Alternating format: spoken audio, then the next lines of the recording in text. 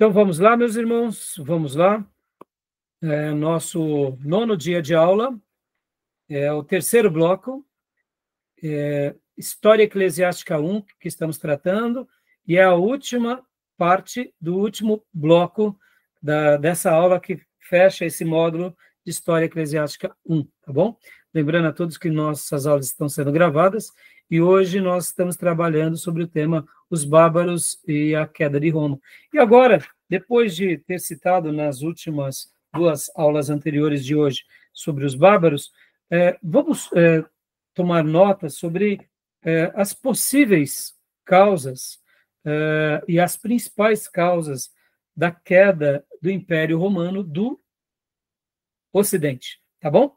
Eu estive vendo um material, e nesse material eu achei bem interessante algumas opiniões, e eu gostaria aqui de compartilhar com vocês, né? Eu quero compartilhar agora aqui.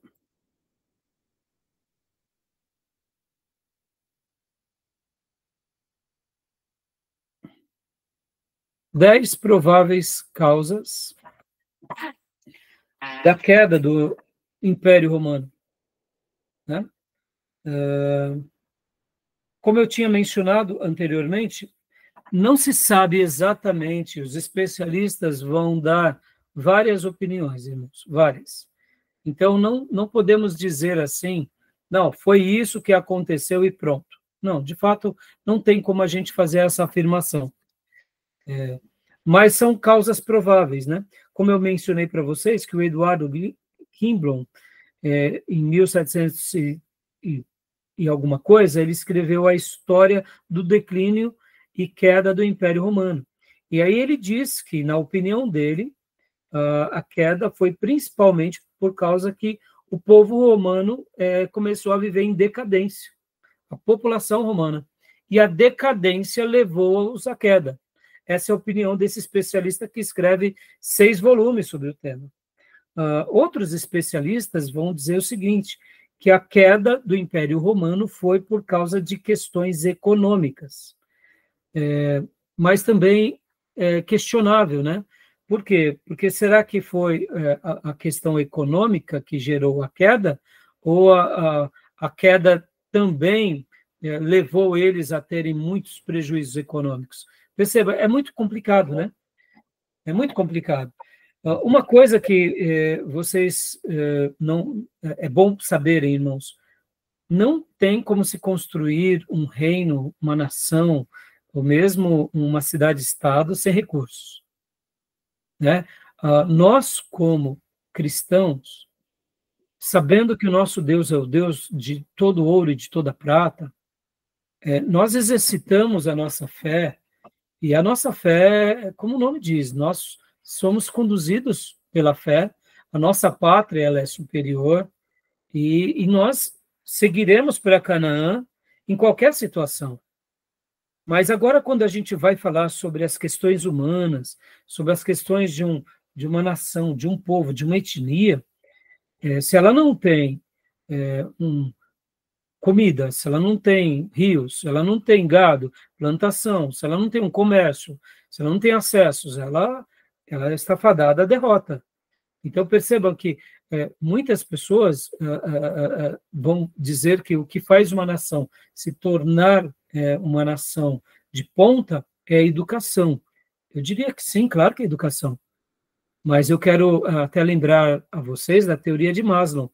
Ora, se é uma nação que não tem nem como subsistir, como que eles vão ser dedicados ao estudo? Perceba, as coisas elas caminham em muita sincronia. O recurso leva à educação. Nem todo recurso gera educação. Mas você concorda que é muito mais fácil a gente ver desenvolvimento e crescimento aonde? Onde se tem ali recurso. Porque enquanto as pessoas estão passando fome, não tem nem o que comer, como elas vão pensar? Então, percebam, quando a gente começa a falar sobre a erosão de um grupo, de uma etnia, ou como eles cresceram, então a gente precisa de olhar de uma forma assim mais técnica, né? É claro, como eu disse, não estou entrando no mérito da fé agora. O povo de Deus sempre será vencedor. Por quê? Porque seguimos a fé, seguimos a vida com Deus, seguimos os passos do pai da fé, ou seja, mas naturalmente podem ver como Deus vai providenciar o maná, ou seja, todos os recursos para a gente até fazer a obra de Deus, Deus vai providenciar, porque Ele é o Deus da provisão, tá bom? Mas agora, sobre esses pontos, eu separei aqui, que eu também andei pegando pela internet, irmãos, depois eu até passo para vocês esse vídeo, pelo qual eu me baseei, né, nesse tema, eu achei muito interessante, e essas são as listas. E aqui, meus irmãos, é de forma decrescente, tá? Então, aqui é a 10ª, né? Então, deixa eu até escrever aqui. É a 10ª, e assim é de forma decrescente, tá? Aqui é a primeira, tá? Então, venha para nós, Gil, por gentileza. Primeira de ordem invertida, né? Motivo pelo qual o Império Romano teve sua queda. Leio sim. Erosão da posição do imperador, declínio na disciplina militar, cristianismo e valores marciais, mudança para novas capitais, Magister Militium, política militar, barbarização do exército romano, invasões bárbaras, impacto dos governantes castatróficos, divisão do império, falta de sistema de sucessão. Joia. Então, eu peguei esse material, irmãos, num vídeo, Noções da História, tá? É uma página do YouTube, Noções da História, é as 10 principais razões para a queda do Império. Eu achei muito interessante. Faltou a economia aí, né? A queda do PIB foi principal. Então, pois é, né, no caso, a pessoa, né, que eu esqueci o nome de quem montou aqui esse vídeo, né? Deixa eu ver aqui o nome dele. Não estou achando o nome, né? Não estou achando o nome da fonte. Mas eu estou dando a fonte, o nome do canal é Noções de História, tá? Okay. Depois, Marianus Sebastian, deve ser o nome dele, tá? Porque está como @ Marianus Sebastian, deve ser esse o nome. Mas eu achei legal, Júnior, por isso que eu disse que ele até conclui falando sobre a questão econômica, que esses fatores, naturalmente, deu um prejuízo econômico. Não foi necessariamente o problema financeiro, mas desencadeou, né? O financeiro acaba desencadeando, né? Que é o problema econômico. Não tem como você vai subsistir, né? Então, mas são 10 possíveis. Eu achei bem interessante, eu queria até debater um pouco com vocês aqui, essa questão do imperador. Ele, nesse material, ele trata bem dessa questão e tem uma certa lógica também, que nos 2 primeiros séculos, como eu mencionei, havia uma manutenção dessa questão do imperador. Então, tiveram por volta de 25 imperadores, e no século III, mais de 25 em menos de algumas décadas, ou seja, essa questão do imperador, havia muitas disputas entre eles, né? A outra questão aqui do declínio na disciplina militar, no início do Império Romano, havia uma preparação maior para os soldados e principalmente para aqueles que estavam em postos mais elevados. Depois, literalmente, sabe quando uma empresa, como que é o nome que nós damos quando uma empresa... orçamento, né? Se você pegar para um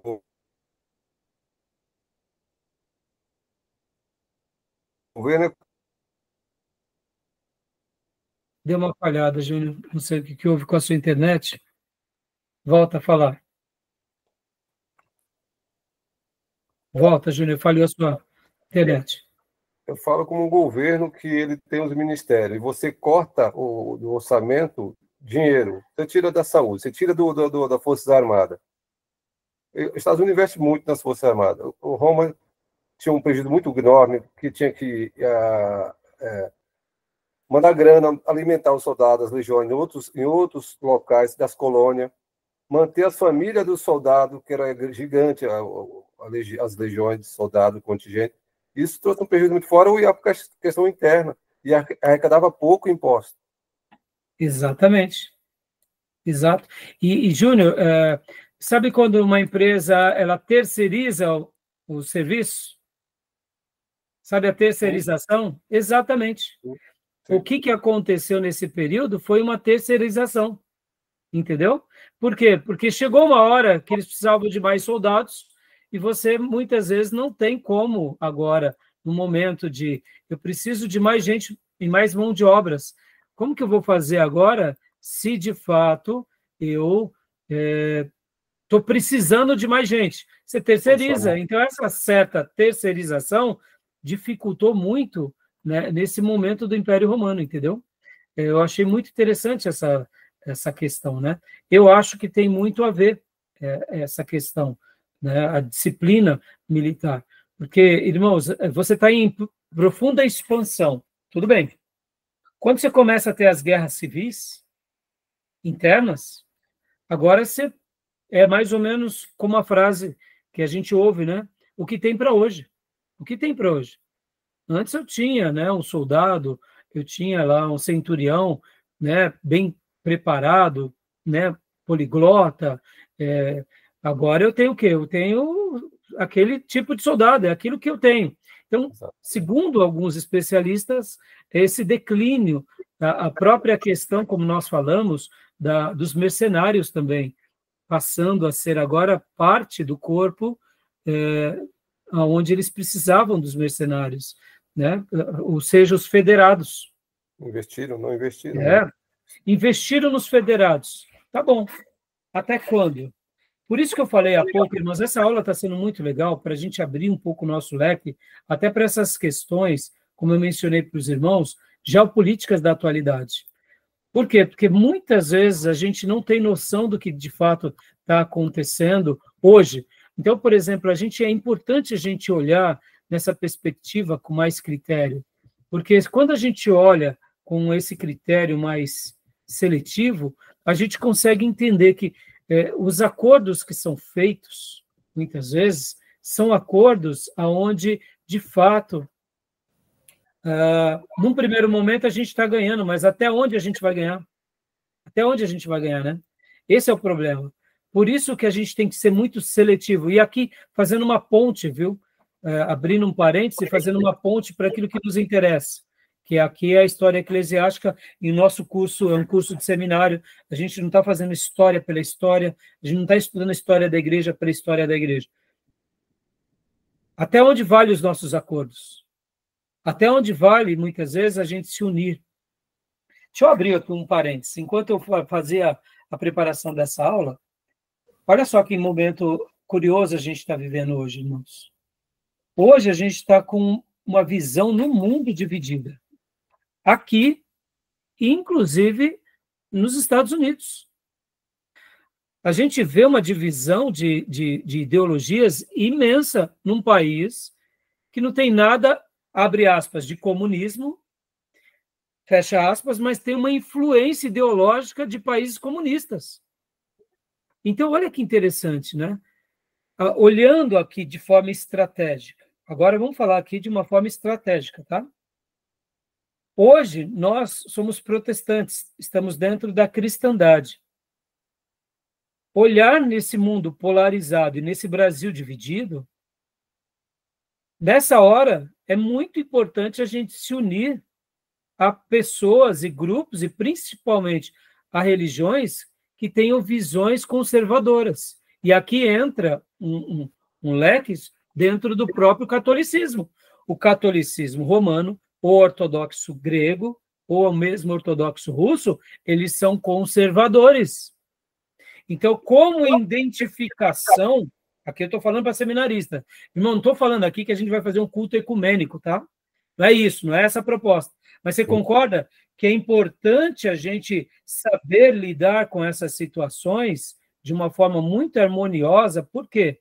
Porque mesmo que a gente pense de uma forma muito diferente dos nossos de grupos que estão dentro da cristandade, que são os católicos apostólicos romanos, eles, mesmo assim, eles conservam valores de família, de respeito, de moralidade. Ou seja, então, a gente precisa também baixar um pouco a guarda agora com relação a valores religiosos e aumentar o nosso apreço. Valores comuns, né?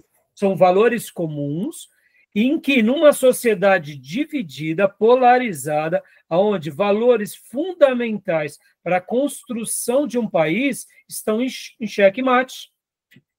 Então, olha que interessante. Nesse aspecto, a Rússia ela é extremamente conservadora nos seus valores. A própria China é extremamente conservadora nos seus valores. Eu sei que são países autocratas, mas pense que agora, olha que coisa louca, mas estou contra-argumentando de uma forma com relação a valores. Eles zelam pelo patriarcado, eles respeitam a família. Eu sei que temos 1000 coisas que não concordamos com eles, mas quando se trata... Olha como o mundo está dividido. Quando a gente pega os próprios Estados Unidos, nós vemos duas nações diferentes dentro dos Estados Unidos. A gente vê 2 povos diferentes dentro da França, na Inglaterra, no Brasil. Ou seja, é importante a gente ter essa visão, porque aqui é uma questão de geopolítica. E é importante a gente saber disso. Vou dar um exemplo aqui, vamos ser prático aqui no que eu quero falar, irmãos. Nossos filhos ou netos vão estudar, tem um colégio católico muito bom na cidade. Bota no colégio católico.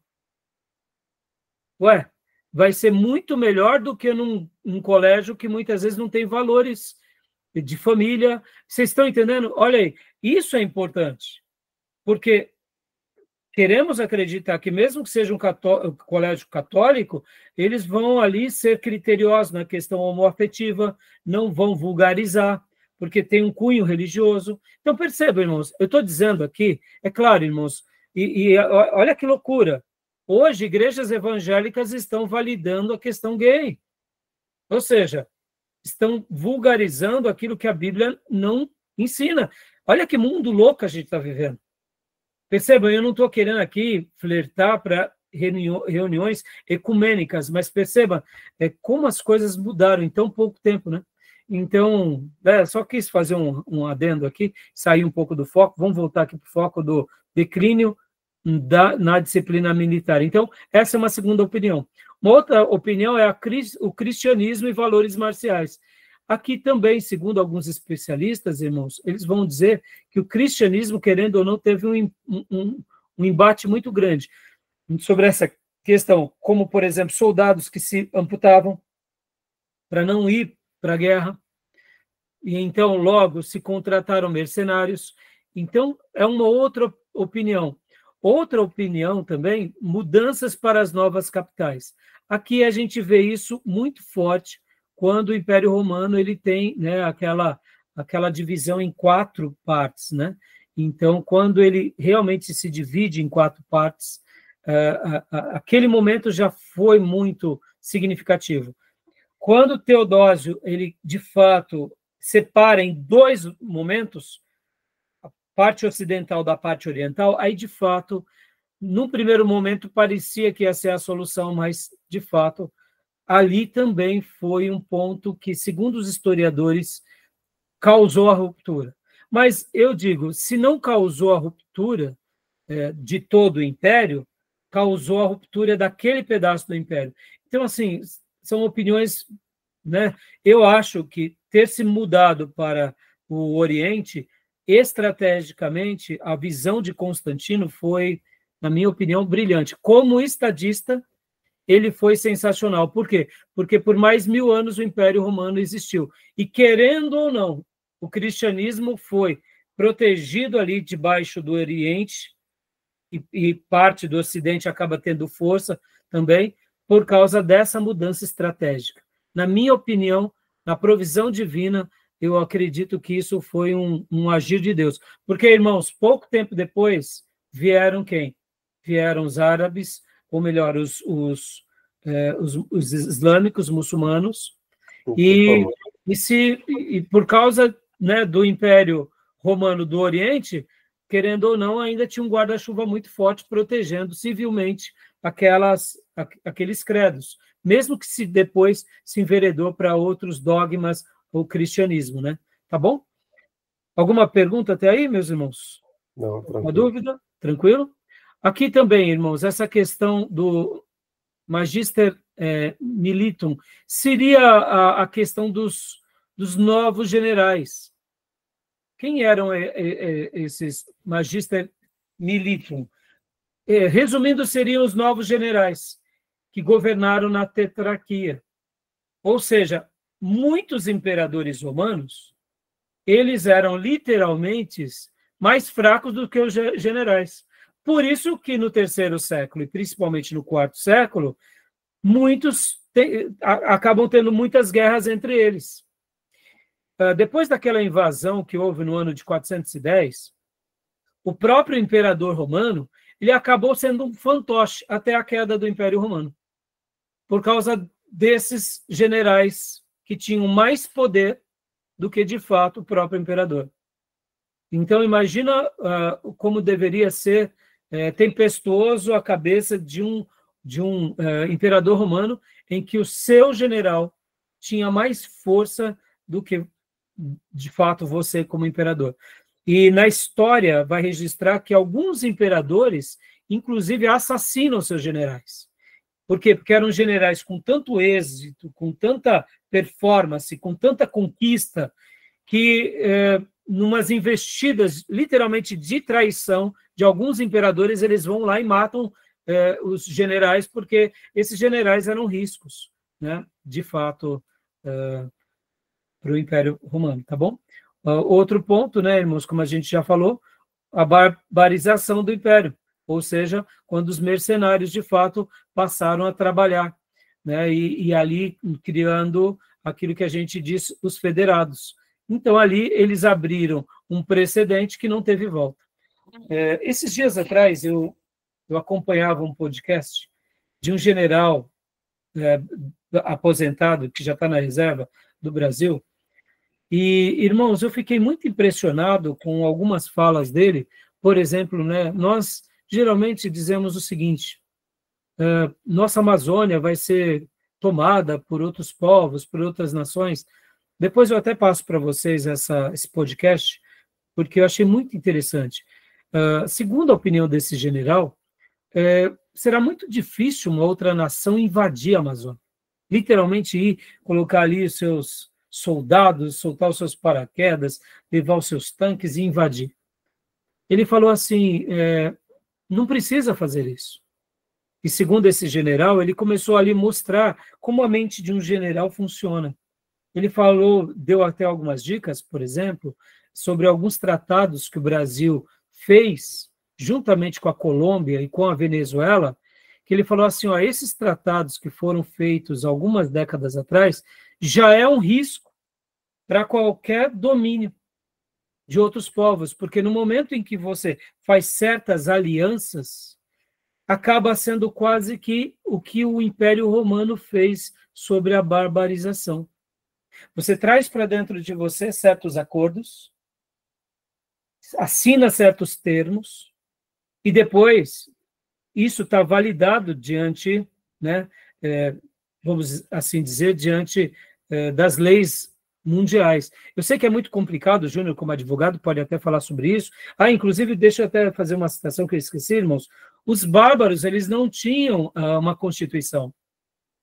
Como que eram as leis bárbaras? Pelos costumes. Eram os costumes. Então, eles seguiam a lei dos seus costumes. E assim eles iam expandindo e iam colocando, de fato, as suas leis, tá bom? Não era estruturado como o Império Romano. Então, a barbarização do exército romano trouxe para eles um sério problema. Então, percebam, irmãos, quando o Brasil faz certos acordos, pode ser que seja um caminho sem volta. Olha como é interessante. A gente não pensa muito sobre isso, né? Então, esse general, ele dizia, não, o perigo não está em alguém chegar lá e colocar os tanques. Isso não, com muita dificuldade vai acontecer. A questão é outra, são os acordos comerciais, acordos de preservações, acordos de, vamos dizer que ele disse e fez a citação de um acordo de uma preservação, e aí deu a explicação, ele falou, aqui está o perigo.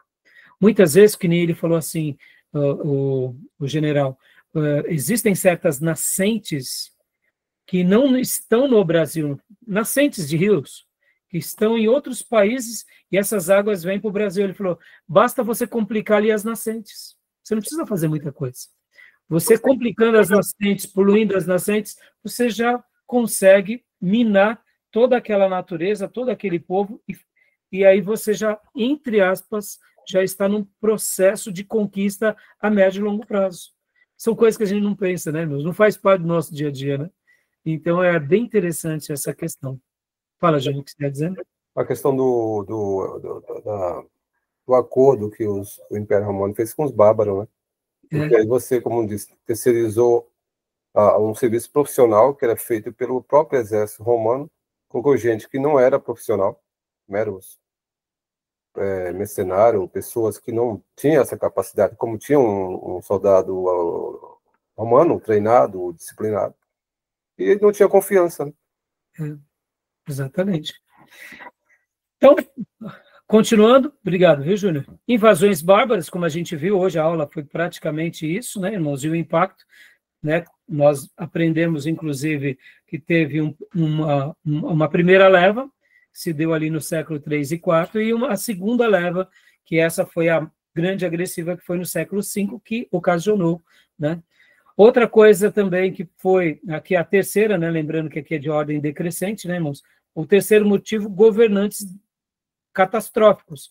E aqui, irmãos, a gente tem que lembrar que isso é um ponto que, quando a gente pega toda a história do Império Romano, infelizmente tiveram governantes realmente, né, que fizeram atrocidades, entre eles, que geraram mais cismas, mais revoltas, mais problemas. Então, isso também, ao médio e longo prazo, enfraqueceu.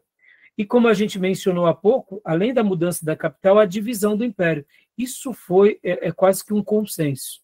Ter dividido salvou um lado, mas entregou o outro e não teve o que fazer. E uma última questão, meus irmãos, que foi bem debatida nesse vídeo, que eu estarei encaminhando, inclusive, já para vocês no nosso grupo, né? A falta de sistema de sucessão. Não tinha um sistema de sucessão claro.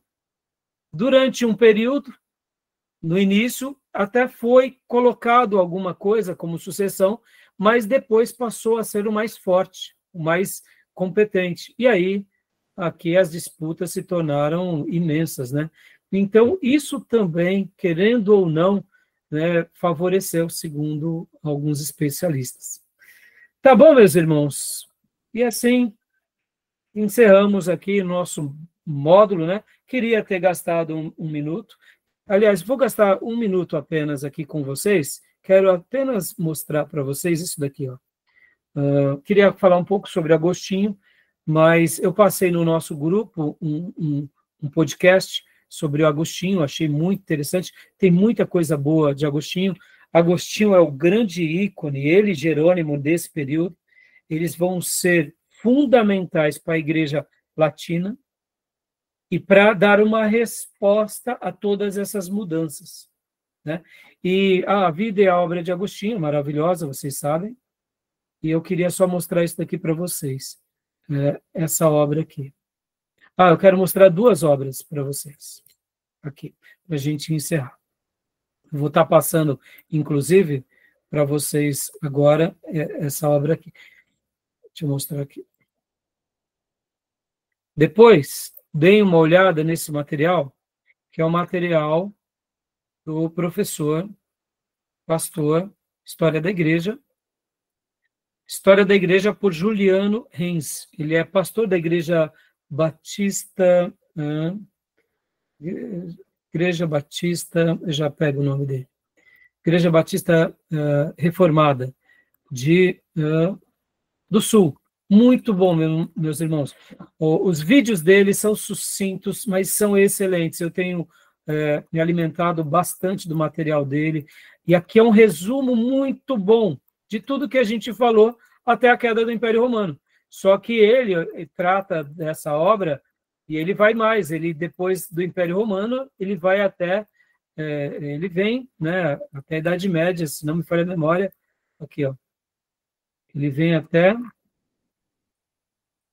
Não, ele vem até os nossos dias. Exatamente, ele vem até os nossos dias. É uma síntese muito boa, viu, irmãos? Eu gostei muito do material dele, do vídeo, da apresentação, a síntese, o conhecimento do nosso irmão, tá bom? E a segunda obra que eu quero apresentar, que eu já apresentei para vocês, é essa daqui. Onde está? Não. Aqui. Esse material, a Igreja dos Tempos Bárbaros. Está aparecendo, não. Isso.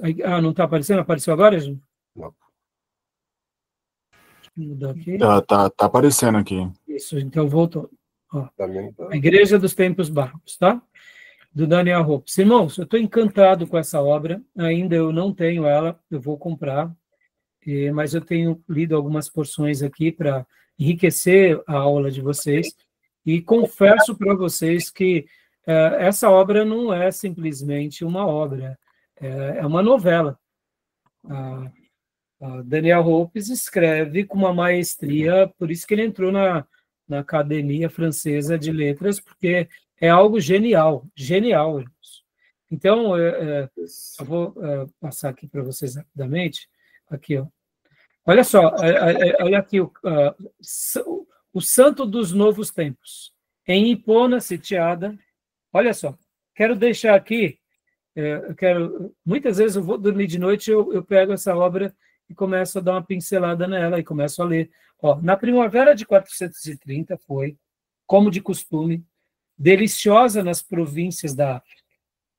Mas quem teve a coragem de saborear a sua doçura, de um extremo ao outro dessas terras que Roma, séculos antes, fizeram suas, não havia senão miséria indescritíveis, bramidos de angústias, êxodos ao longo das estradas, um quadro completo de desespero e acabrunhamento. Crônica. Olha que fantástico, olha que narração. Depois da aula de hoje, tanta informação técnica, etc. e tal, vem um historiador e consegue colocar dessa forma, ele merece, realmente, é um clássico, né? Continuando, só mais uma frase. De uma cidade para outra, buscando de oeste para leste refúgios cada vez mais duvidosos, as multidões fugiam de mistura com os seus rebanhos e também com os restos dos exércitos em fuga. Nas estalagens em que se aglomeravam ao acaso, os exilados relatavam atrocidades que duplicavam, pelo pavor que causavam, a força do invasor. Só se ouvia falar de crianças cortadas ao meio, de virgens violadas, de mãos decepadas, de línguas arrancadas. A imaginação tinha terrível fértil para divagar sobre horrores que, aliás, eram bem reais. Por toda parte se esperavam ver surgir, alegremente ferozes, os soldados ruivos de Gensérico, como se haviam esperado os cavaleiros do Apocalipse. A África romana era presa de terror. Meus irmãos, olha que frase é essa, pelo amor de Deus. Ou seja, que ano ele está falando? 430. Deixa eu pegar um gráfico aqui. Percebam, irmãos, como estudar a história da igreja. Eu estou apaixonado pela história da igreja antiga. Eu estou, assim, fascinado. Se eu pudesse continuar dando agora, no segundo módulo, só a história da igreja antiga, a gente ficava só nessa parte, entendeu? Mas como a gente tem que continuar o currículo, para vocês terem um conhecimento vasto, a gente vai até um pouquinho depois da Reforma Protestante. Agora, deixa eu mostrar aqui para vocês só um detalhe, né? Que eu não mostrei. Aqui, ó. Eu não dei destaque, né? Não dei destaque aqui para esse desenho. Olha aqui. Deixa eu postar aqui, os vândalos. Olha só. Ó. Aqui, ó. Ó os vândalos. Por isso que ele está falando na África, em que ano? 430. Olha Hipona onde está. Quem era que dominava Hipona nesses dias? Os vândalos. Aqui ele está falando 430, mas aqui no caso é 476. Já os vândalos dominaram. Mas percebam, ele está já mostrando que os bárbaros estão fazendo um terror. Ou seja, essa aula de hoje, a gente tem que lembrar que foi gradativa, mas foi um período de muita controvérsias, de muita angústia e de muito sofrimento. Interessante, né? Então, deixei aqui um pouquinho vocês com água na boca. Ele nasceu em Cartago. Agostinho. Exato. Né? E aí ele se torna depois bispo em Hipona, né? Exato. Certo? Tá bom, meus irmãos, obrigado. Quer comentar alguma coisa de Agostinho, Dil? Você que viu lá o material? Assim, antes de falar alguma coisa sobre ele, é interessante ver como a palavra de Deus é tão maravilhosa, vendo todas essas informações e detalhes a respeito do Império Romano, ver como a profecia de Daniel se cumpre assim de uma forma tão exata, né? O quarto reino é o Império Romano, né, segundo alguns estudiosos, Sim. e fala que os pés eram de ferro e de barro, que na verdade nada mais é que uma mistura, e isso tornava o Império fraco, e isso veio tornar a pedra que era cortada sem auxílio de mãos humanas, né, destruiria ali esse reino, e o reino de Cristo não teria fim depois deste. Exatamente. Maravilhoso ver os detalhes assim e ver como a palavra de Deus é uma revelação assim extraordinária, maravilhosa. Obrigado, Dil. Você citou muito bem, fechou com chave de ouro, foi um presente, porque é verdade, você vê o Império Romano se desfacelando, as misturas, né? Ora, aquilo que levava eles a serem fortes, as suas conquistas, também foi a razão da sua ruína, né? E, de fato, né, obrigado mesmo. E agora, né, falando desse momento de Agostinho, olha só que interessante, irmãos. Nos dias de Ambrósio, um outro pai da igreja, o imperador quis tomar a basílica dos seus dias contra os fiéis, porque a gente tem que lembrar que de Constantino até Teodósio, nem todos os imperadores favoreceram o cristianismo. A basílica era um lugar onde o imperador ele queria dominar também, mas já que ele não apoiava os cristãos, né? E uma coisa que me chamou muita atenção na história de Agostinho, Agostinho ele pega a Bíblia, abre e lê. Isso me fez lembrar alguns irmãos que têm esse hábito, né, de ler do nada. E o texto que saiu para ele era um texto que tinha tudo a ver com a vida dele, com a vida pregressa dele, e ali ele se converte. E Ambrósio batiza ele num dia de Páscoa.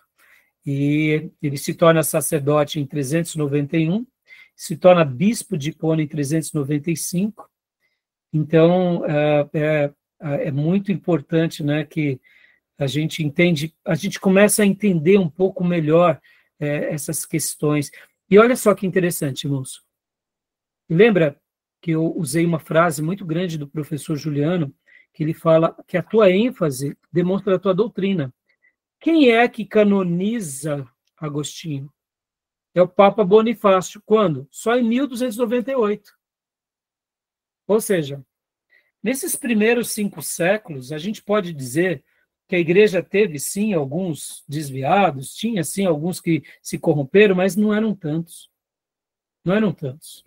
A partir dali, quando começa ali a Idade Média, logo depois da Ordem dos Beneditinos, ali sim, ali começa, né, aquilo que a gente conhece como os dogmas da igreja, a tradição da igreja.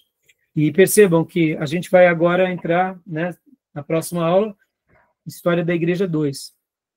Aí a gente vai pontuar muito mais esse outro lado, que é a história da igreja no Ocidente e no Oriente, e mostrar os acontecimentos do Império.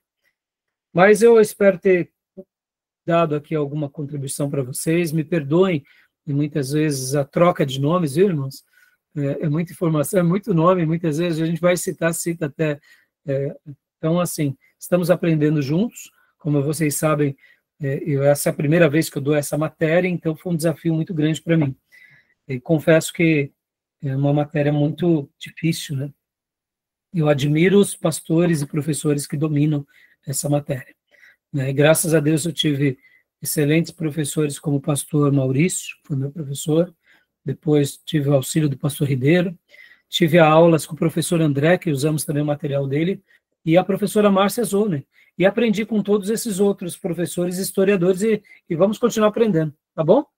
Então, meus irmãos, eu vou terminar agora aqui a nossa gravação, vou falar detalhes sobre a prova, vocês vão ter que fazer a prova e a entrega dos trabalhos, e aí, né, espero em Deus que todos sejam aprovados para a gente ir para o próximo módulo, tá bom? Então, beleza, meus irmãos? Alguma pergunta, alguma dúvida? Posso deixar aqui a frase que deixou Agostinho, assim, a refletir e se converter logo depois de toma e ler, né? Depois de ouvir a voz e dizendo toma e lê. A frase do bispo Ambrósio que disse, só a verdade torna um homem livre. Só a verdade torna um homem livre. Todo homem deve deixar-se ser encontrado pela verdade. Só a verdade torna um homem livre. Muito obrigado. Ele encontrou a verdade, né? A verdade do Evangelho, ele leu lá. Na verdade, foi Romanos 13, né? Isso, então, essa foi a frase de Ambrósio. Mas aí ele abre a Bíblia em um texto, né? Isso, Romanos... foi a verdade que ele encontrou. Glória a Deus. Que Deus possa estar fazendo o mesmo conosco e que a gente possa seguir os passos desses grandes homens de Deus, que a gente possa entender um pouco melhor o passado, para a gente entender o presente, sabendo que o presente não será igual ao passado, mas que a gente possa tomar decisões tão assertivas quanto os nossos irmãos do passado para servir melhor a Igreja de Jesus. Tá bom, meus irmãos? Amém. Beleza? Alguma pergunta, alguma fala? Não, tranquilo. Então, vou encerrar aqui a nossa gravação e vou dar algumas instruções da prova, tá bom? Beleza? Mais um minuto apenas. Deus abençoe, meus irmãos. Amém.